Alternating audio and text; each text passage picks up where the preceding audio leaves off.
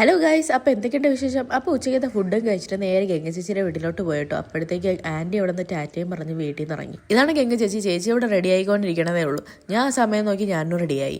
എങ്ങനെയുണ്ട് വേഷം? എൻ്റെ ചേച്ചിയുടെ കല്യാണത്തിന് എടുത്ത ഡ്രസ്സാണ്, അത് ഇവിടെ യൂസ് ചെയ്യാമെന്ന് വിചാരിച്ചു. അങ്ങനെ നമ്മൾ മൂന്നുപേരും ജിമ്മിലെത്തി പോസ്റ്റായിട്ട് ഇരിക്കുകയായിരുന്നു. കാരണം പരിപാടിയൊന്നും തുടങ്ങിയിട്ടില്ല.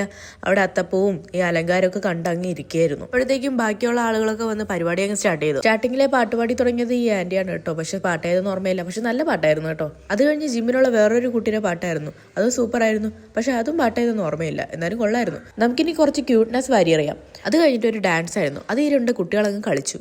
ഓണപ്പരിപാടി ഉണ്ട്, അവിടെ എന്തെങ്കിലും മത്സരങ്ങൾ വേണമല്ലോ. അതുകൊണ്ട് നമ്മൾ ഗേൾസിന് തന്നെ പ്ലാങ്ക് കോമ്പറ്റീഷൻ നടത്തി. ഈ വോയിസ് കേട്ടാൽ നിങ്ങൾക്കറിയാം എൻ്റെ സൗണ്ട് അടഞ്ഞിരിക്കുകയാണ്, കാരണം എനിക്ക് പനിയാണ്. അതൊക്കെ പോട്ടെ. അടുത്തായിട്ട് രംഗത്തേക്ക് വരുന്നു നമ്മുടെ ജിം ട്രെയിനർ ചേട്ടൻ്റെയും ബാക്കി പിള്ളേരുടെയും ഡാൻസ് പെർഫോമൻസ്. അത് കഴിഞ്ഞ് മൊത്തത്തിൽ എല്ലാവരും കൂടി ഡാൻസ് കളിക്കാനായിട്ട് പാട്ടൊക്കെ ഇട്ട് എല്ലാവരും കൂടി ചേർന്നങ്ങ് ഡാൻസിങ് കളിച്ചു. അപ്പോൾ ഇന്നത്തെ ഓണപ്പരിപാടി ഇത്രയൊക്കെ ഉള്ളൂ. അപ്പോൾ അടുത്തൊരു വീഡിയോ ആയിട്ട് വീണ്ടും കാണാം. അതുവരെയ്ക്കും ബൈ.